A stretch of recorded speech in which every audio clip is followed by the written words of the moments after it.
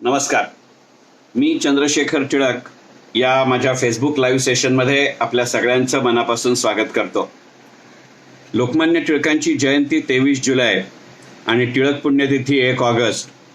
1 August 2020 हे तर त्यांच्या स्मृतिशताब्दीच्या वर्षातली पुण्यतिथी आणि त्यामुळे हे दोन्ही मुहूर्त साधून 23 जुलै ते 27 जुलै अशा 5 दिवस मी अखिल भारतीय ब्राह्मण महासंघ ठाणे विभागच्या वतीनं लोकमान्य स्मृती व्याख्यानमाला केली होती. त्यालाही तुमच्यासारख्या अनेक टिळकप्रेमी जाणकार श्रोत्यांनी मनापासून उत्स्फूर्त आणि उत्कृष्ट असा प्रतिसाद दिला.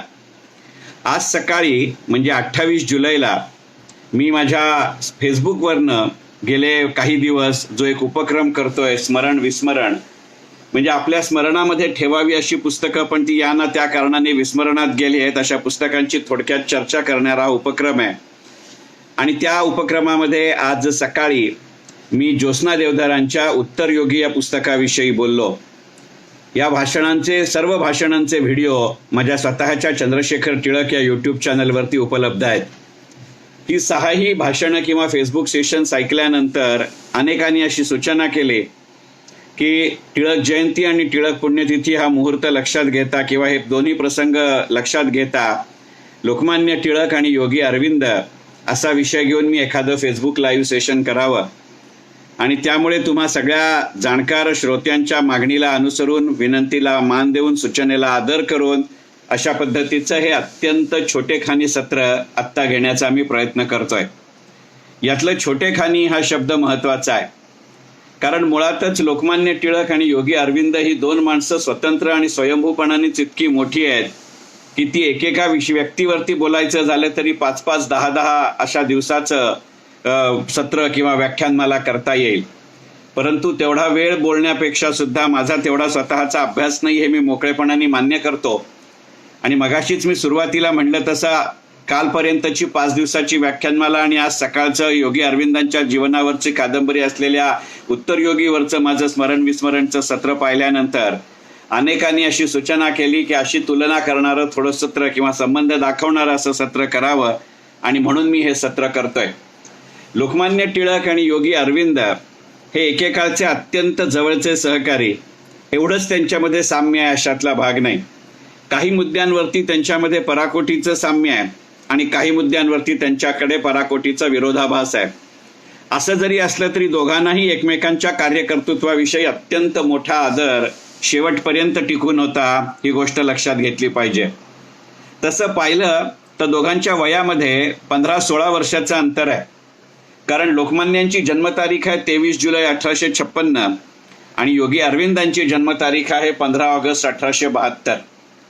परंतु जर मृत्यूची तारीख बघितली तर लोकमान्यांचा मृत्यू आहे 1 ऑगस्ट 1920 आणि योगी अरविंदांचा मृत्यू आहे 5 डिसेंबर 1950. म्हणजे तारखेने पाहायला गेलं तर लोकमान्यांच्या निधनानंतर जवळजवळ 30 वर्षाचा कार्यकाळ योगी अरविंदांकडे आहे. पण त्यातला बहुतांश कार्यकाळ हा योगी अरविंदांचा पॉंडिचेरीमध्ये गेला आहे. आणि आपल्याला सगळ्यांना कल्पना आहे की पॉंडिचेरीच्या कार्यकाळामध्ये जायला सगळ्यात महत्वाचं कारण असं होतं की योगी अरविंद हे राजकारण आणि क्रांतिकार्य या दोन्हीपासून पूर्णपणाने मोकळे झाले किंवा विलग झाले. आणि असं असलं तरी सुद्धा दुसऱ्या महायुद्धाच्या शेवटी त्यांनी क्रिस्प योजनेला दिलेला पाठिंबा ही जर एकमेव राजकीय घटना सोडली तर तो जवळजवळ 30-35 वर्षाचा काळ असा आहे की योगी अरविंदांनी सक्रियपणाने राजकारण केलेलं नाही. आणि तरी सुद्धा हा जो मधला एक काळ आहे की जेव्हा दोघंही एकाच वेळेला या ना त्या स्वरूपामध्ये आपल्या भारताच्या स्वातंत्र्य लढ्यामध्ये सहभागी होते, त्याची तुलना करणं किंवा त्याचे संबंध शोधणं हे मला फार महत्वाचं वाटतं. मी मगाशी म्हटलं तसं जन्मतारखेमध्ये जरी 16 वर्षाचं अंतर असलं आणि मृत्यू तारखेमध्ये जरी 30 वर्षाचं अंतर असलं, एवढाच त्यांच्यामध्ये साम्याचा किंवा तुलनेचा भाग आहे अशातला भाग नाही. दोघांचंही लहानपण अशा एका गमतीच्या परिस्थितीमध्ये आहे की त्या दोघांवरतीही या ना त्या स्वरूपामध्ये आईवडिलांचा प्रभाव आहे, पण या दोघांनाही त्यांच्या आईवडिलांचा सहवास मिळालेला नाही. आपल्याला सगळ्यांना माहिती आहे की लोकमान्य अतिशय लहान नसतानाच त्यांच्या आईवडिलांचं निधन झालं आणि लोकमान्यांचा संपूर्ण सांभाळ हा त्यांच्या काकांनी केला. तर योगी अरविंदांच्या बाबतीमध्ये योगी अरविंदांचं शिक्षणच मुळी इंग्लंडमध्ये झालं आणि त्यांचे वडील डॉक्टर कृष्णघन घोष हे अत्यंत मोठे डॉक्टर त्या विभागातले, परंतु आपली पाचही मुलं, आपली तिन्ही मोठे मुलगे हे भारतात किंवा हिंदुस्थानात शिकणार नाहीत. आणि त्याहीपेक्षा महत्वाचं म्हणजे एकंदरीतच ब्रिटिशांची संस्कारक्षम संस्था ही त्यांच्यामध्ये रुजावी आणि होता होईतो हिंदू धर्म आणि एकंदरीतच हिंदुस्थानमधल्या तत्कालीन हिंदू समाजाचं जे जगणं आणि जिणं होतं ते आपल्या मुलांच्या वाट्याला येऊ नये याच्यासाठी कृष्णगन घोष हे अतिशय दक्ष होते. आणि योगी अरविंदांच्या आई या काही आजारी असल्यामुळे तशाही दृष्टिकोनातनं कदाचित डॉक्टर कृष्णगन घोष यांनी आपल्या मोठ्या तीनही मुलांना इंग्लंडमध्ये शिकायला पाठवलं होतं. म्हणजे लोकमान्यांच्या बाबतीत विचार करायचा झाला तर त्यांच्या आई वडिलांचं निधन लोकमान्य लहान असतानाच झालं.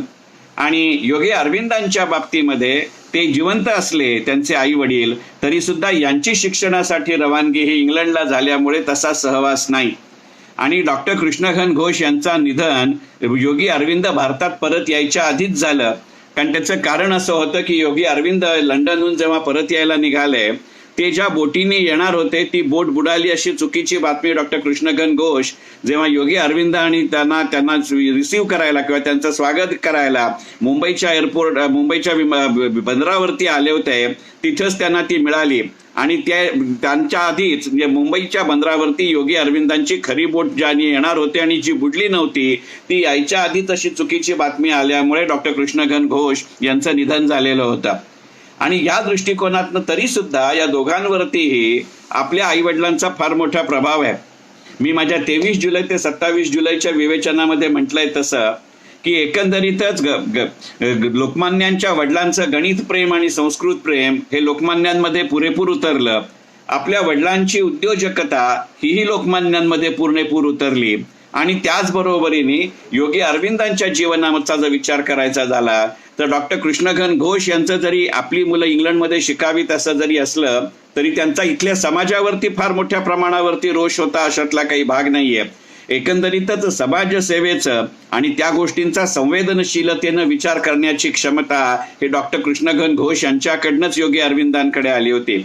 अर्थातच एकंदरीतच या गोष्टीचा विचार करायचा झाला तर एक गोष्ट लक्षात घेतली पाहिजे की योगी अरविंदांवरती जितका त्यांच्या वडिलांचा प्रभाव आहे तितकाच त्यांच्या आजोबांचा म्हणजे आईच्या वडिलांचाही तेवढाच प्रभाव आहे. आणि डॉक्टर योगी अरविंदांचे आजोबा हे पूर्णपणाने हिंदू धर्म, हिंदू श्रद्धा, हिंदू भावना याच्याशी निगडीत होते. आणि अशा पद्धतीचं काम आपल्याही पुढच्या पिढ्यांनी आणि नातवांनी केलं पाहिजे याबद्दलची त्यांच्या भूमिका ठाम होत्या. आणि एका विशिष्ट टप्प्यानंतर योगी अरविंदांचं पूर्णपणाने जीवन हे तशा पद्धतीने गेलेलं आहे. मग एकंदरीतच त्यांचा जन्मकाल असेल, त्यांचा मृत्यूकाल असेल, त्यांच्या आई वडिलांच्या सहवासाचे मुद्दे असतील तर यालाच पुढे जोडून ह्या लोकमान्य टिळक आणि योगी अरविंद यांच्यामध्ये असलेलं एक जे दुसरं साम्य आहे तेही चौथं साम्य म्हटलं पाहिजे, तेही त्या चौथ्या मुद्द्याची चर्चा इथेच लगेच केली तर ती असेल एकंदरीतच लोकमान्यांचे त्यांच्या पत्नीशी असलेले संबंध आणि योगी अरविंदांचे त्यांच्या पत्नीशी असलेले संबंध. दोघीही अत्यंत गृहकृत्य दक्ष बायका. आपण नेमकं कोणत्या प्रकारच्या व्यक्तीशी लग्न केलंय आणि त्यामुळे आपला जो संसार आहे तो संसार त्यावेळच्या सर्वसामान्य माणसांसारखा होणार नाही याची पूर्ण कल्पना असलेल्या या दोघांच्या पत्नी आहेत. परंतु जरी त्या काळामधला तसा स्वभाव नसला, समाज नसला, पद्धत नसली तरी सुद्धा या दोघांच्याही मनामध्ये आपल्या पत्नीविषयी असलेला जो एक विशिष्ट प्रकारचा हळवा कोपरा आहे त्याचे फार मोठे संदर्भ आहेत. आपल्याला सगळ्यांना माहिती आहे की लोकमान्यांना जेव्हा सत्यमांबाबाईंच्या निधनाचं बातमी कळली त्याच्यावरची लोकमान्यांची असलेली प्रतिक्रिया ही आपल्याला सगळ्यांना माहिती आहे.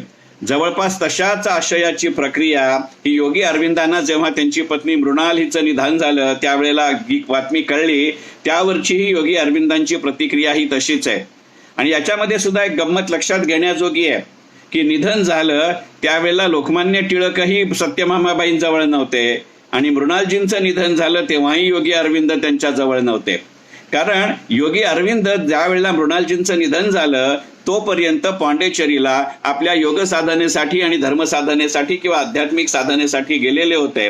आणि तशा अर्थाने बघायचं झालं तर एका विशिष्ट प्रकारच्या भौतिक जगाशी त्यांनी स्वतःचा संबंध सोडून आपलं नातं अधिभौतिकतेशी केलेलं होतं. पण तरी सुद्धा ज्योत्स्ना देवधरांनी त्यांच्या उत्तरयोगी या कादंबरीत जसं वर्णन केलंय तसं एकंदरीतच त्याची काहीशी चाहूल आदल्या दिवसापासून योगी अरविंदांना लागत होती नेहमीप्रमाणे ज्या पद्धतीचा विचार किंवा ज्या पद्धतीची साधना किंवा ज्या पद्धतीचं लेखन होत होतं त्या पद्धतीनं त्या दिवसामध्ये त्यांचं होत नव्हतं आणि त्यांना त्यांचं मन असं सांगत होतं की काहीतरी एखादी वेगळ्या प्रकारची विचित्र अशी बातमी येईल आणि ती बातमी मृणालजींच्या निधनाची होती.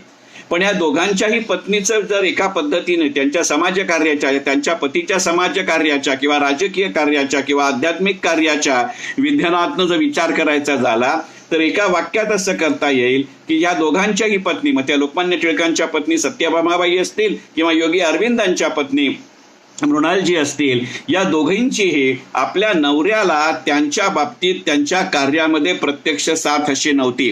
म्हणजे एकंदरीतच महात्माजींच्या कार्यामध्ये एका विशिष्ट टप्प्यानंतर कस्तुरबांची जशी साथ होती तशी साथ ना लोकमान्यांना त्यांच्या पत्नीची होती ना योगी अरविंदांना होती.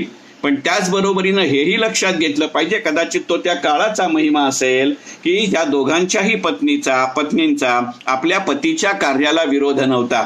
ते कार्य आपल्या परीनं समजून घेण्याचा त्या दोघींनी आटोकाट प्रयत्न केलेला आहे. शेवटी पिंडे पिंडे मतीर भिन्ना हे असतंच. कोणालाही इथे डाव उजवा लेखण्याचा जरा सुद्धा विषय नाही, कृपा करून गैरसमज करून घेऊ नका. परंतु लोकमान्य टिळक आणि योगी अरविंदाशी तुलना करत असताना हा मुद्दाही आवर्जून घ्यावा असं मला वाटलं. या मर्यादित दृष्टिकोनातनं ही भूमिका मी मांडतोय. एकंदरीतच योगी अरविंद आणि लोकमान्य टिळक यांची जर अजून एका मुद्द्यावरती तुलना करायची झाली तर जनसंपर्क हा मुद्दा घ्यावा असं मला वाटतं. आपल्याला सगळ्यांना माहिती आहे की लोकमान्यांचं एका वाक्यात जर वर्णन करायचं झालं तर ते वर्णन असं आहे की जनसंपर्क हा लोकमान्यांचा श्वासही होता आणि लोकमान्यांचा ध्यासही होता. पण एका विशिष्ट टप्प्यापर्यंत योगी अरविंदांचं जीवनही तसंच होतं.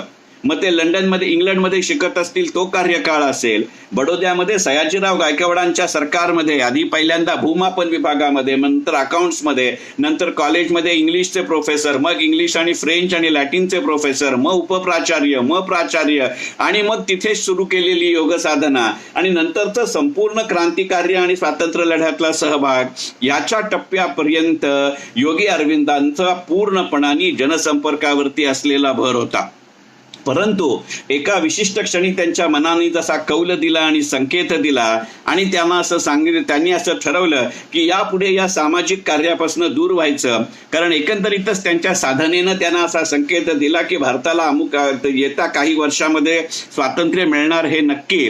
आणि मग कदाचित हा संकेत कौल मान्य करून, इतरही अनेक कारण आहेत परंतु आता इतक्या तपशिलामध्ये मी इथे जाऊ शकत नाही, असा विचार करत असताना त्या पद्धतीने त्यांनी जेव्हा पॉंडिचेरीकडे प्रयाण केलं त्याच्यानंतरची कित्येक वर्ष अशी आहेत की त्या स्वतःच्या आश्रमामध्ये राहत असताना सुद्धा योगी अरविंदांनी त्यांच्या मधल्यावरच्या 2 खोल्यांच्या पलीकडे त्यांनी प्रवेश केलेला नाही. काही एका विशिष्ट दिवशी काही विशिष्ट प्रसंगी माजीने ठरवून दिल्यानंतर योगी अरविंदांनी आपल्या शिष्यांना दर्शन किंवा भेट दिलेली आहे. पण तो अपवाद वगळता त्या काळातला बहुतांश टप्पा किंवा आयुष्य किंवा पार्ट हा योगी अरविंदांनी पूर्णपणाने एकांतवासात घातलेला आहे. या बाबतीत दोघांच्या आयुष्यातली एक विवेकानंदांची जी भूमिका आहे ती फार महत्वाची आहे. खरं सांगायचं म्हणजे लोकमान्य टिळक आणि स्वामी विवेकानंद हा विषय घेऊन असंच एक छोटेखानी सत्र उद्या संध्याकाळी 7 वाजता करण्याचा विचार आहे आणि त्यामुळे त्याच्या तपशिलामध्ये जात नाही. परंतु स्वामी विवेकानंदांनीही एका विशिष्ट टप्प्यावरती लोकमान्यांना असं सांगितलं होतं. कदाचित स्वामी विवेकानंदांसारख्या अत्यंत प्रज्ञाशाली पुरुषाच्या असं हे लक्षात आलं असेल की आत्ताच टिळकांच्या वरती ब्रिटिशांची अत्यंत मोठी वक्रदृष्टी आहे आणि एकंदरीतच ब्रिटिश राजवट टिळकांना विरोध करण्यासाठी कुठच्याही टोकाला जाऊ शकते आणि अशा वेळेला कोणत्याही परिस्थितीमध्ये लोकमान्यांचं समाजापासनं किंवा त्या देशाच्या चळवळीपासनं दूर होणं परवडणारं नाही. मग ते पूर्ण काळाचं नुकसान सोसण्यापेक्षा कदाचित काही अल्पकाळ टिळक त्यातनं बाजूला झालेले बरे, अशी सुद्धा विवेकानंदांची भूमिका असू शकेल. परंतु विवेकानंदांनी टिळकांना असं सुचवलं होतं की त्यांनी संन्यासाश्रम स्वीकारावा आणि कलकत्त्यात राहायला यावं, परंतु लोकमान्यांनी याचा पूर्णपणाने विरोध केलेला होता. या संपूर्ण जीवनातील तपशील जेव्हा केव्हा मी लोकमान्य टिळक आणि स्वामी विवेकानंद असं सत्र घेईन बहुतांश उद्या संध्याकाळी 7 वाजता, त्यावेळेला याचा जरूर तपशिलामध्ये भाग घेईन. अशा पद्धतीची प्रत्यक्ष भेट आणि प्रत्यक्ष सहवास योगी अरविंदांना विवेकानंदांचा किती मिळाला हा वेगळा विषय. परंतु योगी अरविंद जेव्हा तुरुंगामध्ये होते आणि तिथे त्यांनी योग साधना मोठ्या प्रमाणावरती सुरू केली, त्यावेळेला योगी अरविंदांना असा सतत भास होत होता की त्या तुरुंगाच्या खोलीतल्या त्या कारागृहातल्या कोठडीच्या एका विशिष्ट टप्प्यावरती स्वामी विवेकानंद उभे असून ते प्रत्यक्षात त्यांना मार्गदर्शन करतायत. म्हणजे विवेकानंदांचा या दोघांच्याकडे असलेला संदर्भ हा लक्षात घेऊ. एकानं त्यांचा सल्ला मागे सारत, बाजूला सारत, प्रचंड आदर मनामध्ये ठेवून लोकमान्यांनी आपली जनसंपर्काची आणि स्वातंत्र्य लढ्याची मोहीम सुरू ठेवली आणि योगी अरविंद मात्र बाजूला झाले. केवळ इतकाच प्रकार या दोघांच्या बाबतीत अशातला भाग नाही. असाच एकच विषय किंवा एकच ग्रंथ, एकच घटना, पण त्यांचे दोघांच्या जीवनावरती झालेले वेगवेगळे परिणाम हे लक्षात घेण्याजोगे आहेत. आणि ते पुस्तक आहे भगवद्गीता. आपल्याला कल्पना आहे की लोकमान्य टिळकांचं भगवद्गीतेवरचं गीता रहस्य अत्यंत प्रसिद्ध आहे. आणि त्याच वेळेला आपल्याला हेही कल्पना आहे की योगी अरविंदांचं गीतेवरचं एसेज ऑन गीता हे पूर्णपणाने प्रसिद्ध असलेलं पुस्तक आहे. या दोघांनीही आपल्या या पुस्तकाचं बहुतांश लेखन हे पूर्णपणाने तुरुंगाच्या सुमारास केलेला आहे. आपल्याला माहिती आहे की गीता रहस्याची पूर्ण संहिता ही मंडालेमध्ये झाली आणि एसेज ऑन गीताचा काही भाग त्या अलीपूरच्या तुरुंगात असताना झाले. म्हणजे एकंदरीतच तुरुंग आणि गीता आणि त्याच्या संबंधातल्या लिखाणाची सुरुवात हा योगी अरविंद आणि लोकमान्य यांच्यामधला समान दुवा आहे. पण दोघांनीही गीतेकडे कोणत्या पद्धतीने पाहिलं हे मात्र जरूर बघण्याजोगं आहे. लोकमान्यांनी पूर्णपणाने कर्मयोगाच्या दृष्टिकोनातून लोकमान्यांकडे घेतलेला विषय, गीतेकडे बघितलेला विषय आहे. आणि त्याच बरोबरीने योगी अरविंदांनी त्याच भगवद्गीतेकडे मात्र पूर्णपणाने गीतेमध्ये सांगितलेलं योग साधना हे एकंदरीतच आयुष्याचं उत्तर आहे असं पाहिलेलं आहे. म्हणजे योग हा शब्द बरोबर, पण टिळकांचं गीतेवरचं इंटरप्रिटेशन, विश्लेषण, विवेचन हे कर्मयोगपर आहे आणि योगी अरविंदांचं हे पूर्णपणाने वेगळं आहे. साहजिकच ज्याचा संपूर्ण कार्यकाळ लोकमान्यांसारखा हा त्यांच्यामधला एक महत्वाचा फरक आहे, तो त्या आयुष्यातलाच फरक असल्यामुळे विवेकानंदांनी दिलेला सल्ला असू दे किंवा भगवद्गीतेकडे पाहण्याची दृष्टी असू दे, इथे एक महत्वाचा टप्पा किंवा फरक दोघांच्या आयुष्यातला लक्षात येईल. मी पुन्हा सांगतो, कोणाच्यातही डावं उजवं करण्याचा प्रश्न नाही. या दोन पूर्णपणाने सर्वांगीण अशा प्रज्ञाशाली माणसांचे हे विचार आहेत. परंतु लोकमान्यांचा संपूर्ण आयुष्य, विशेषतः जाणत्या वयातलं आयुष्य हे पूर्णपणाने स्वातंत्र्य लढ्याशी निगडीत आहे. अगदी 1 ऑगस्ट 1920 त्यांचं निधन होईस्तोवर लोकमान्य हे पूर्णपणाने त्यांच्या जाणत्या वयापासून मृत्यूपर्यंत हे स्वातंत्र्य लढ्याची निगडीत राहिले. त्याच्या विरुद्ध जर विचार केला तर एका विशिष्ट टप्प्यानंतर क्रांतिकार्याकडे, स्वातंत्र्य लढ्याकडे पूर्णपणाने पाठ फिरवून योगी अरविंद हे एका वेगळ्या मार्गाने गेले. तो मार्ग वाईट आहे असं जरा सुद्धा नाही, तोही पूर्णपणाने समाज संरक्षक असाच मार्ग आहे. परंतु मग ज्या मार्गाने आपण गेलो त्या मार्गाच्या विशेषणामध्ये, त्या मार्गाच्या विश्लेषणामध्ये, त्या मार्गाच्या विवेचनामध्ये सहाय्यभूत होईल अशा पद्धतीने त्यांनी विवेकानंदांच्याही सल्ल्याकडे पाहिलं आणि अशाच पद्धतीने त्यांनी भगवद्गीतेकडेही पाहिलं, हे मात्र लक्षात घेतलं पाहिजे. मग असा जसा प्रकार आहे तोच प्रकार त्यांच्या व्यायाम किंवा योगाच्या संबंधातला आहे. लोकमान्यांनी कॉलेजच्या जीवनामध्ये अगदी आपण असं वाचतो की एका विशिष्ट टप्प्यावरती एक पूर्णपणाने वर्ष व्यायामावरती लक्ष केंद्रित केलं होतं आणि मग एकंदरीतच लोकमान्यांनी स्वतःची मानसिक, भावनिक, शारीरिक, बौद्धिक तयारी कशी केली याचे लेख अलीकडच्या काळामध्ये आपण बऱ्याच ठिकाणी वाचलेत, त्यामुळे त्याच्याकडे मी लक्ष देत नाही. अशा प्रकारची कॉलेजमध्ये असताना किंवा शाळेमध्ये असताना व्यायाम किंवा योग योगी अरविंदांनी केल्याचे उल्लेख नाहीत. परंतु एकदा इंग्लंडहून परत आल्यानंतर ज्या क्षणी त्यांनी भारतभूमीच्या जमिनीवरती पाऊल ठेवलं तेव्हापासून त्यांच्या मनामध्ये याबद्दल झालेली जागृतता आणि बडोद्याकडे सयाजीराव गायकवाडांकडे सुरुवात करत असताना त्यांनी लेल्यांकडे शिकायला केलेली योगाची सुरुवात, इथे ती सुरुवात आहे. इथे एक प्रसंग मला सांगितल्याशिवाय राहवत नाही. ते जेव्हा बडोद्याला लेल्यांकडे योग शिकायला त्यांनी सुरुवात केली, योग साधनेला सुरुवात केली त्यांच्या मार्गदर्शनाखाली, त्यावेळपर्यंत भावनिक, बौद्धिक आणि शारीरिक दृष्ट्या योगी अरविंद हे स्वातंत्र्य लढ्याशी निगडीत होते. आणि त्यामुळे योगी अरविंदांना साधना शिकवत असताना जेव्हा लेल्यांनी त्यांना काही प्रश्न विचारले, त्या प्रश्नांची उत्तरं देताना त्या टप्प्यावरती योगी अरविंद, त्या टप्प्यावर हा शब्द महत्वाचा, त्या टप्प्यावरती योगी अरविंदांनी दिलेलं उत्तर असं आहे की राष्ट्रकार्य सोडून मी पूर्ण वेळ योग साधना करीन अशी जर तुमची अपेक्षा असेल तर ते होणे नाही. ते त्या क्षणाला झालं नाही, पण नंतरच्या काळामध्ये मात्र पूर्णपणाने योगी अरविंद योगसाधनेकडे वळले आणि एकंदरीतच त्या विषयावरचा त्यांचा अधिकार, याचे अनेक किस्से हे पूर्णपणाने त्या आपल्याला वाचनामध्ये मिळतात. विशेषतः आपल्याला पॉंडेचेरीमध्ये जे समग्र योगी अरविंदांचे खंड मिळतात त्याच्यामध्ये तर याचे पुष्कळ दाखले आहेत. कारण त्याच्यामध्ये जसं योगी अरविंदांनी स्वतः लिहिलेली पुस्तकं आहेत त्याच्यामध्ये अत्यंत पुसटसे का होईना हे संदर्भ आहेत, पण योगी अरविंदांच्या बरोबरीने इतरांनी त्यांच्यावरती लिहिलेली जी पुस्तकं आहेत त्याच्यामध्येही येतं. आणि आता एकंदरीतच योगी अरविंद हा एकमेव विषय नसून लोकमान्य टिळक आणि योगी अरविंदाशी तुलना असल्यामुळे या मुद्द्याचं विवेचन इथे संपवतो. परंतु त्याच्याच बरोबरीने जसं मी म्हटलं तसं की लोकमान्य टिळकांच्या बाबतीत योग आणि व्यायाम हे आयुष्याच्या पूर्वार्धामध्ये आले आणि योगी अरविंदांच्या बाबतीत ते एका मध्यम वयानंतर आले. ह्याचा बरोबर उलटा क्रम परदेशी भाषांच्या बाबतीत आहे. मी सुरुवातीलाच म्हटलं तसं की योगी अरविंदांचं शिक्षण हे इंग्लंडला झालं, त्यामुळे त्यांचं इंग्रजीवरती दांडगं प्रभुत्व असणं हे अत्यंत साहजिक होतं.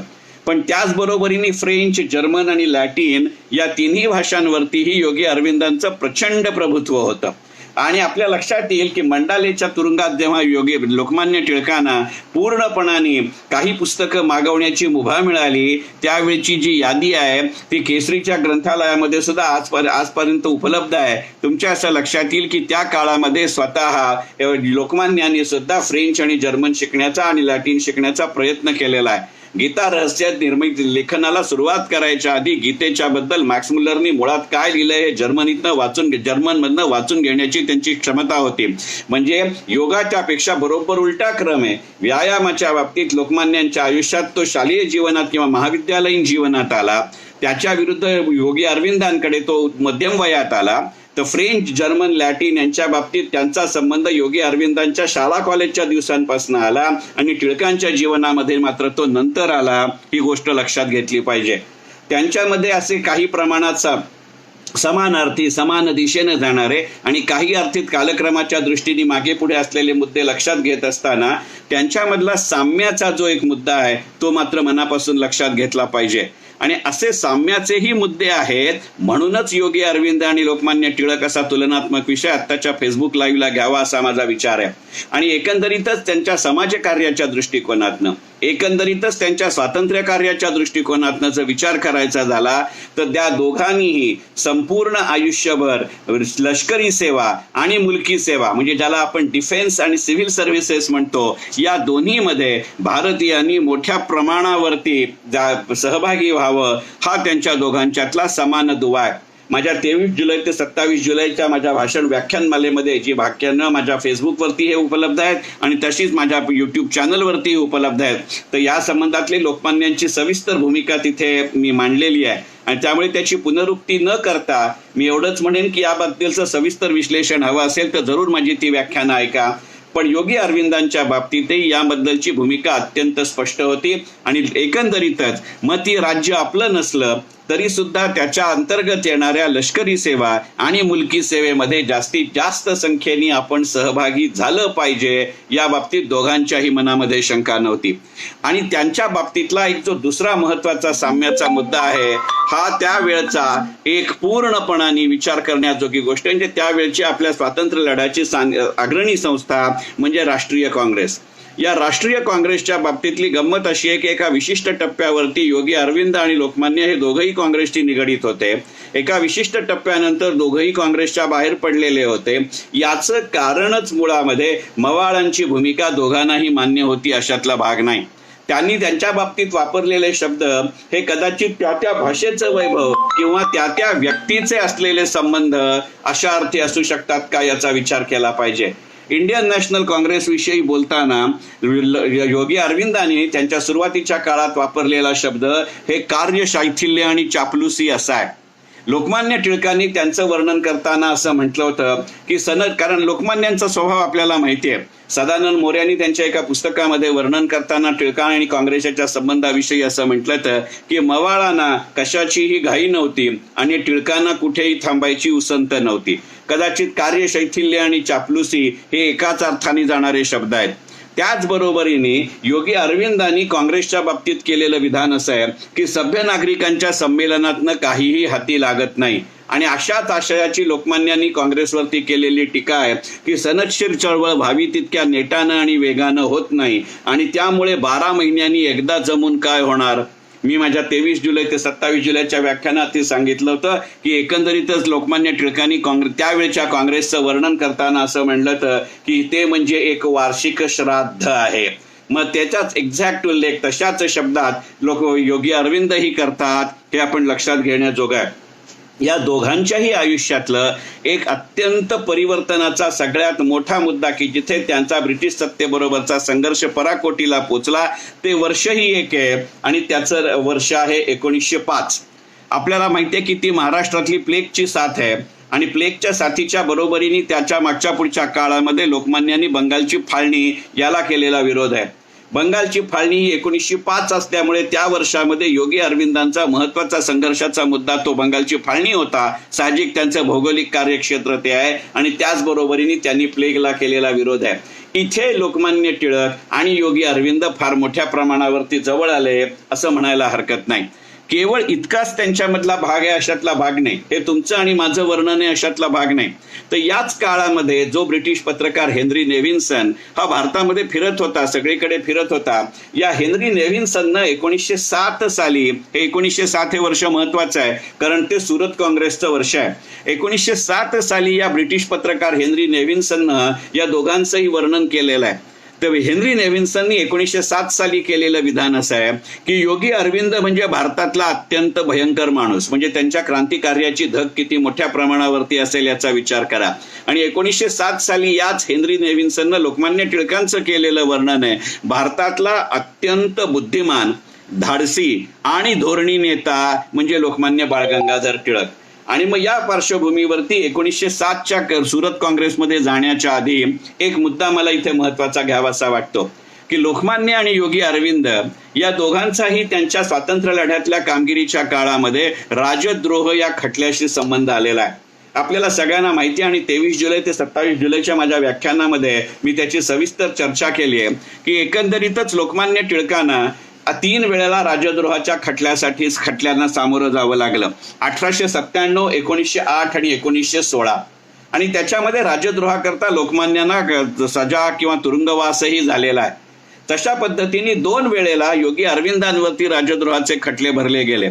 पण दुसऱ्याच एकानं त्याची पूर्ण जबाबदारी घेतल्यामुळे योगी अरविंदांना शिक्षा झाली नाही आणि दुसऱ्या राजद्रोहाच्या खटल्यामध्ये पुराव्याअभावी ते निर्दोष सुटले. पण एकंदरीतच राजद्रोह ही संकल्पना पुरेशी आहे.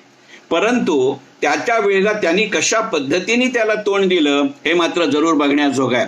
आपल्याला सगळ्यांना माहिती आहे की राजद्रोहाच्या प्रत्येक खटल्या वेळेला टिळकांनी केलेली मागणी आहे की मुळात आधी राजद्रोह म्हणजे काय ते ठरवा. टिळकांमधला वकील तिथे तो सांगत होता. ते म्हणले एकदा गुन्हा म्हणजे काय ही व्याख्या किंवा व्याप्ती लक्षात आली की मग तो मी गुन्हा केलाय की नाही हे सांगू शकेन. अशाच पद्धतीची मागणी योगी अरविंदांनी केलेली नाही.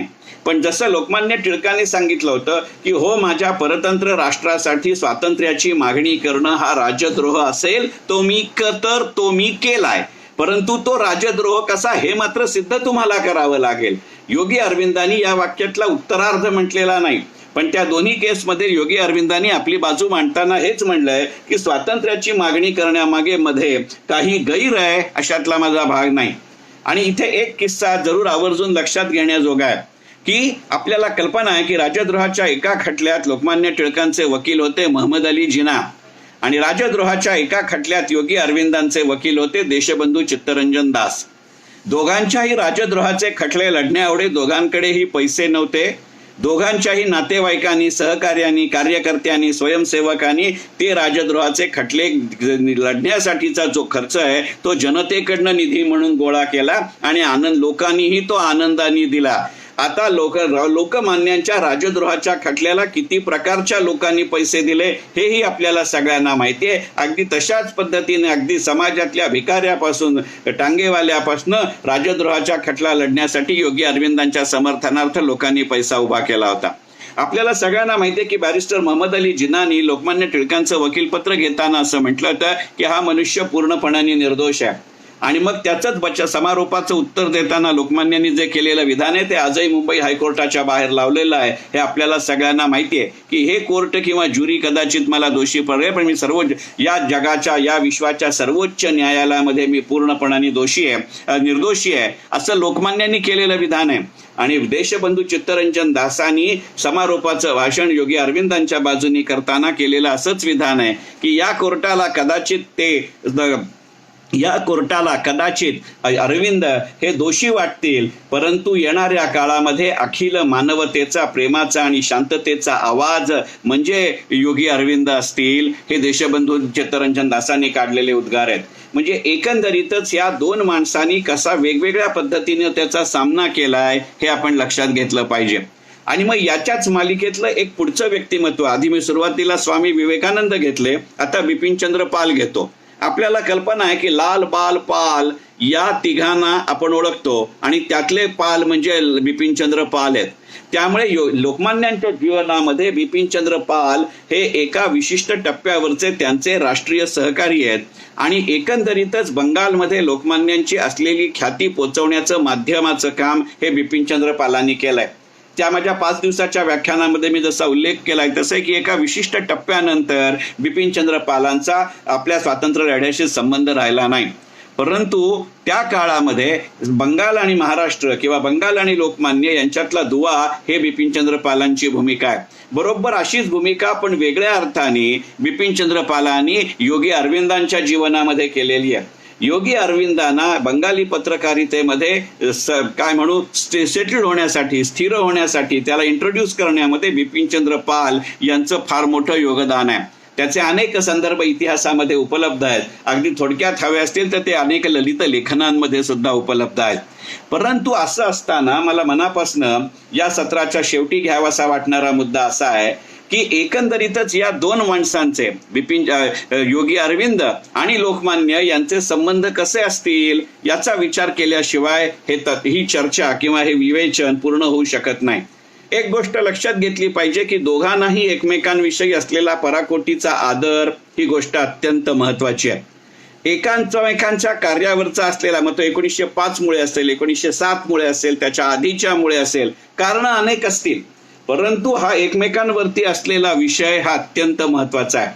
आणि त्यामुळे सुरत काँग्रेसला जात असताना त्याच्या आधीच लोकमान्यांनी योगी अरविंदांना पत्र लिहिलं होतं की एकंदरीतच सुरतेचं अधिवेशन हे वेगळ्या पद्धतीनं होऊ शकतं आणि त्यामुळे तुम्ही पूर्णपणाने आपल्या अनेक अनुयायांसह सुरतेला जरूर उपस्थित राहा. आणि त्यानुसार योगी अरविंद लोकमान्यांनी सांगितलेल्या सूचनेनुसार पूर्णपणाने सुरत काँग्रेसला उपस्थित होते. आपल्याला कल्पना आहे की सुरतेचं अधिवेशन उधळलं गेल्यानंतर राष्ट्रीय गटातर्फे जे एक पॅरलल किंवा समांतर संमेलन भरलं, त्या संमेलनाचे अध्यक्ष योगी अरविंद होते आणि ती संकल्पना किंवा योगी अरविंदांना अध्यक्ष करावं ही कल्पना लोकमान्यांची होती. हे आपण लक्षात घेतलं पाहिजे. म्हणजे एकंदरीतच एकमेकांविषयी असलेला संबंध ही गोष्ट आपण लक्षात घेऊ. त्याच वेळेला सुरतेचं अधिवेशन पार पडल्यानंतर तिथनं थेट योगी अरविंद कलकत्त्याला गेलेले नाहीत, तर लोकमान्यांच्या आग्रहानुसार योगी अरविंदांनी नंतरच्या काळामध्ये मुंबई, पुणा, नाशिक, अमरावती आणि बडोदा इथे अत्यंत राष्ट्रवादाशी संबंधित, राष्ट्रीय स्वातंत्र्य लढ्याशी संबंधित ही विवेचनं केलेली आहेत. इथे एक मुद्दा लक्षात घेतला पाहिजे की योगी अरविंदांची वक्तृत्व शैली आणि लोकमान्यांची वक्तृत्व शैली याच्यामध्ये काही मुद्द्यांवरती साम्य आहे, काही मुद्द्यांवरती पूर्णपणाने विरोध आहे. साम्य असं आहे की दोघंही काही फार मोठे पट्टीचे वक्ते होते अशातला भाग नाही. योगी अरविंद हे एखाद्या प्रोफेसरनी वर्गामध्ये लेक्चर घ्यावं अशा पद्धतीनं एका अत्यंत संथ पट्टीमध्ये शांत स्वरामध्ये बोलत असत, कारण ते मुळात प्रोफेसर होते. परंतु त्यामुळे योगी अरविंदांची वाक्य ही खूप मोठी असत. याच्या विरुद्ध लोकमान्य हे साधारणपणे वरच्या पट्टीत बोलत असत, परंतु त्यांची वाक्य अत्यंत छोटी असत. योगी अरविंदांच्या वक्तृत्व शैलीमध्ये सुद्धा काही प्रमाणामध्ये विशेषण आहेत. लोकमान्यांच्या लेखी भाषेतही विशेषणं नसतात आणि लोकमान्यांच्या भाषणामध्येही विशेषणं नसतात, पण दोघांचाही उदाहरणांवरती असलेला भर हा त्यांच्या वक्तृत्व शैलीचा एक मोठा साम्य आहे. आणि साहजिकच अत्यंत प्रचंड जाज्वल्य राष्ट्रनिष्ठा हा या दोघांच्याही कार्याचा, वक्तृत्वाचा आणि लेखनाचा भाग आहे. म्हणजे एसेज ऑन गीतामध्ये त्यांच्यामध्ये जरूर फरक असतील, परंतु राष्ट्रवादाची त्या टप्प्यावरती दोघांनीही लावून धरलेली मागणी आणि त्याकरता प्रत्यक्ष क्रांतिकार्य करण्याचीही गोष्ट हा या दोघांच्या परस्पर संबंधातला अत्यंत मोठा साम्याचा मुद्दा आहे.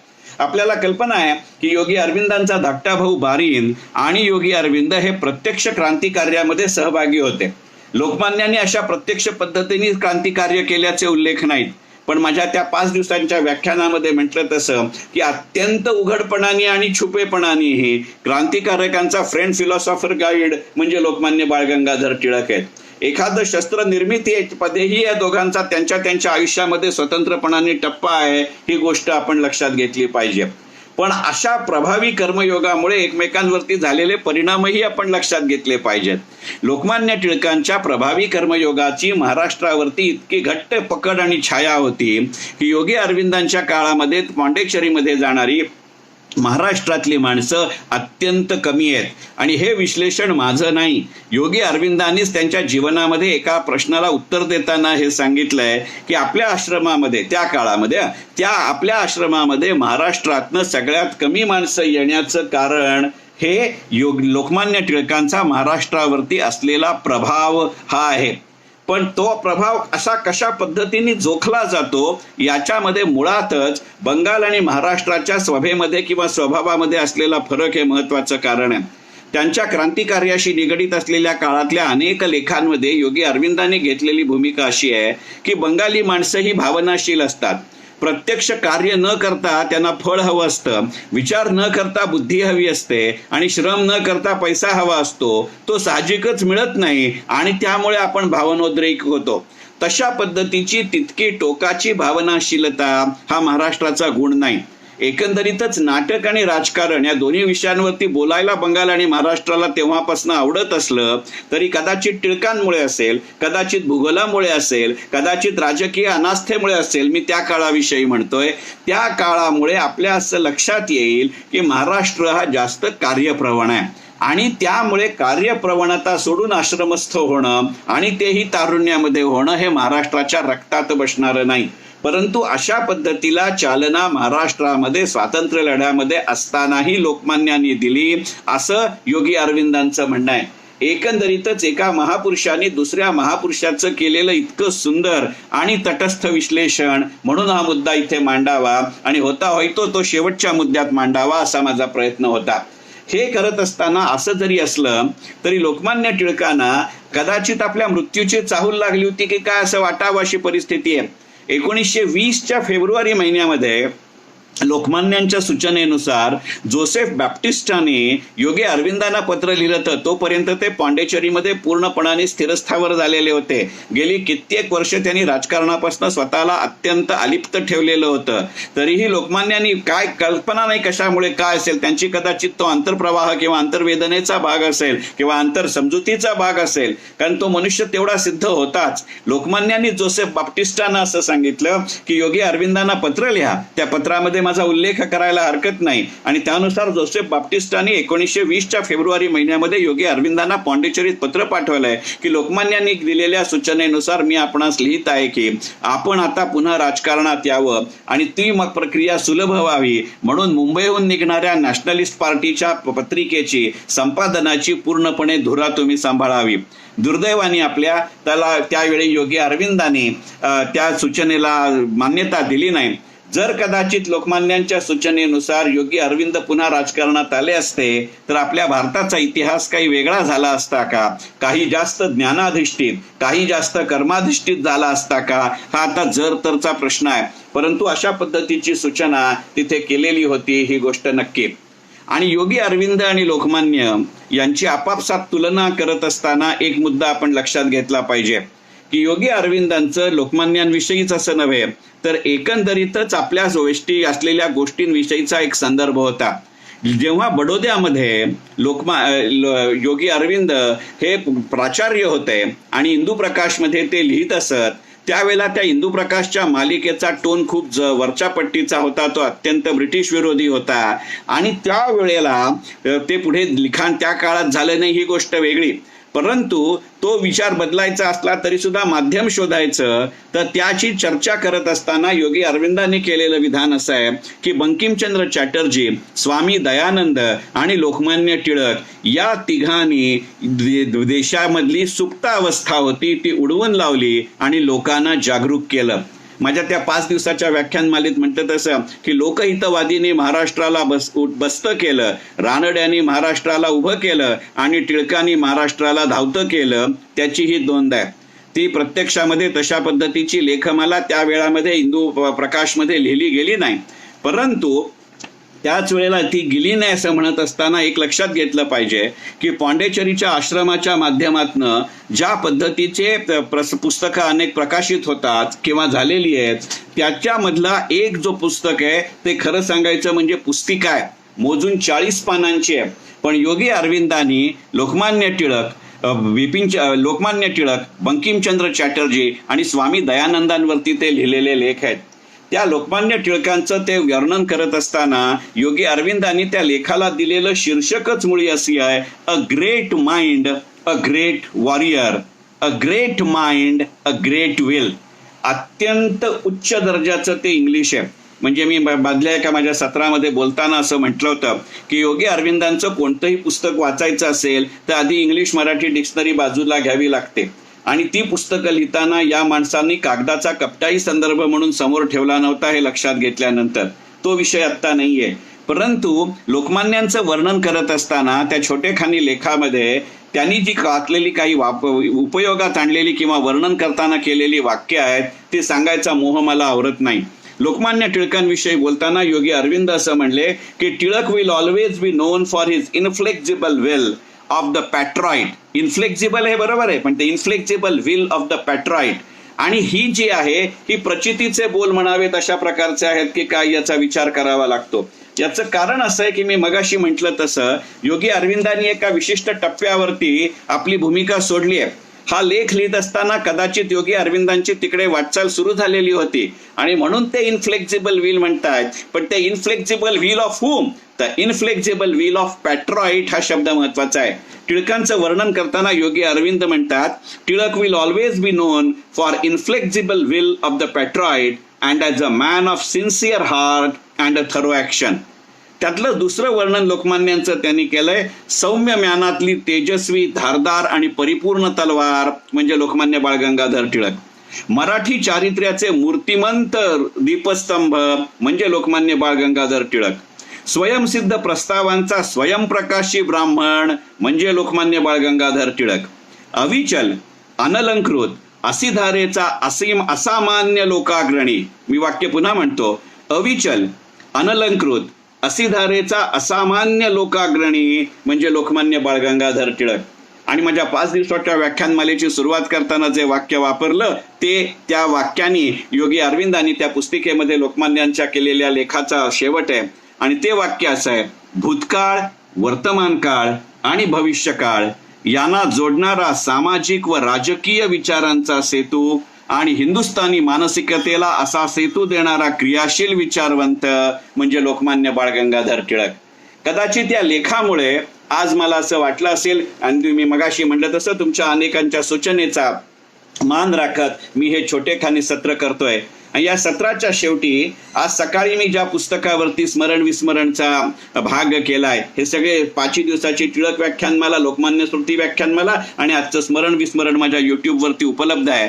त्या उत्तर योगीमध्ये काही प्रमाणामध्ये 2 प्रसंग लोकमान्यांच्या संबंधातले पण योगी अरविंदांच्या आयुष्यात घडलेले आहेत. त्याचा उल्लेख ज्योत्स्नाताई देवधरांनी केलाय. त्यातला एक उल्लेख असा आहे की जेव्हा योगी अरविंद बडोद्याला शिकत होते त्यावेळेला त्यांचा धाकटा भाऊ बारीन, जो पुढे प्रत्यक्षामध्ये क्रांतिकार्यात सहभागी झाला, त्याला फाशीची शिक्षाही सुनावण्यात आली होती पण काही कारणामुळे ती दिली गेली नाही. तर त्या दोघांनाही प्लांचेट करण्याचा मोठा शौक होता आणि त्यांनी एकदा प्लांचेटमध्ये आपले स्वतःचे दिवंगत वडील डॉक्टर कृष्णघन घोष यांना बोलावलं. आणि डॉक्टर कृष्णघन घोषना जेव्हा त्यांनी बोलावलं होतं त्यावेळेला त्यांनी डॉक्टर कृष्णघन घोषना त्या प्लांचेटमध्ये प्रश्न विचारला की लोकमान्य टिळक या व्यक्तीविषयी आपलं काय मत आहे. तर त्या प्लांचेटच्या खेळामध्ये त्यांचे दिवंगत वडील डॉक्टर कृष्णगत घोष यांनी बारीन आणि योगी अरविंदांना असं उत्तर दिलं की जेव्हा सगळ्या कामाचा विचका होऊन जाईल, कित्येक लोक शरणागती पत्करतील, तेव्हा टिळकांचा माथा उंचावून खंबीर मनाने त्या परिस्थितीला तोंड देईल. मी काल तो रेफरन्स देऊन माझ्या त्या श्रुती व्याख्यानमालेत असं म्हणलं तर हे वाक्य आणि टिळकांनी जे स्वतःच्या तोंडी स्वतः केलेलं विधान आहे की जेवढी संकट येतील त्या संकटांना पायतळी ठेवून मी त्याच्यावर उभा राहून त्या संकटांचा सामना करेन. मला वाटतं तशा आशयाचं हे वाक्य आहे. ती कादंबरी आहे, त्याच्यामध्ये काहीतरी ललित लेखनाचं स्वातंत्र्य असेल हे जरी गृहीत धरलं तरी अशा पद्धतीचा प्रश्न विचारला गेला होता असा पुसटसा संदर्भ समग्र अरविंदमध्ये येतो, हे मात्र नाकारता येत नाही. आणि त्या पुस्तकामधला जो दुसरा प्रसंग आहे त्या प्रसंगाचे जास्त तपशीलवार संदर्भ समग्र अरविंदमध्ये येतात हे लक्षात घेतलं पाहिजे. ज्या वेळेला बारीन आणि योगी अरविंद हे दोघंही क्रांतिकार्याच्या दृष्टिकोनातनं अत्यंत प्रसिद्ध पावलेले होते, त्यावेळेला त्यांच्यासारखेच प्राध्यापक असलेले त्यांचे मोठे भाऊ मनमोहन यांनी एकदा गमतीने असं म्हणलं तर की या संपूर्ण भारतामध्ये अडीचच लोक आहेत, 2 माझे भाऊ आणि अर्धे टिळक. आणि हे वाक्य पुरं त्यांचं व्हायच्या आत डॉक्टर योगी अरविंदांनी मनमोहनदांना किंवा त्यांच्या मोठ्या भावाला दिलेलं उत्तर असं आहे, नाही असं काही नाही, अनेक माणसं आहेत, पण अगदी हीच जर तुलना करायची असेल तर तुझं वाक्य मी असं सुधारेन की या भारतामध्ये 2 माणसं आहेत, एक अख्खे टिळक आणि दुसरे अर्धे अर्धे बारीन आणि योगी अरविंद, बारीन आणि अरविंद. आणि त्याच्या पुढचं वाक्य आहे की टिळक ते टिळक, अर्थात ते लोकमान्यांविषयी म्हणतायत आणि ते अरविंद म्हणतायत. योगी अरविंद आणि लोकमान्यांविषयी वर्णन करताना आपल्या मनमोहन या मोठ्या भावाला सांगितलं की या भारतामध्ये 2च माणसं आहेत, तुझ्या जर वाक्य वापरायचं झालं तर एक पूर्ण टिळक आणि उरलेले 2 अर्धे म्हणजे मी आणि बारीन. पण टिळक ते टिळक, टिळकांची सर दुसऱ्या कुणालाही येणार नाही. मग आता तुमच्या लक्षात येईल की का ते इनफ्लेक्झिबल विल ऑफ अ पॅट्रियॉट असं म्हणतात. म्हणजे एकंदरीतच योगी अरविंद आणि लोकमान्य टिळक हे 2 वेगवेगळ्या पद्धतीचे दिसणारे परंतु एकमेकांना समांतर चालत गेलेले, पण या 2 समांतर रेषा अशा आहेत की त्या काही काळ का होईना त्या एकत्र आलेल्या होत्या. भूमिती आणि गणितामध्ये समांतर रेषांना एकत्र येण्याचं भाग्य कधीही लाभत नाही, पण इतिहासाच्या या पटलावरती भारताच्या या 2 सुपुत्रांचं काही काळासाठी तरी का येईना हे एकत्र येणं होतं. हा पैलू तुमच्यासारख्या जाणकार टिळकप्रेमी आणि अरविंद प्रेमी श्रोत्यांपुढे मांडावा इतक्या मर्यादित हेतून आपल्यापैकी अनेकांनी केलेल्या सूचनेला मान देत हा माझं सत्र राबवतो. हा विषय असा आहे की याच्यावरती 2-5 दिवसांचे सुद्धा व्याख्यान मला करता येईल, परंतु ते परत कधीतरी. आणि मी मगाशी म्हटलं तसं उद्या संध्याकाळी 7 वाजता अशाच पद्धतीचं एखादं छोटेखानी सत्र लोकमान्य टिळक आणि स्वामी विवेकानंद या विषयावर करण्याचा विचार आहे. आपण जरूर त्याही सत्रामध्ये सहभागी व्हा. आपण दिलेल्या या प्रतिसादाबद्दल, आपण दिलेल्या या प्रोत्साहनाबद्दल आपल्या सगळ्यांचे आभार मानतो. आणि त्याच वेळेला लोकमान्य टिळक आणि योगी अरविंद या 2 दिग्गजांच्या पवित्र आणि कार्यशील स्मृतीला मनोमन अभिवादन करून हे सत्र इथेच संपवतो. मनपूर्वक धन्यवाद.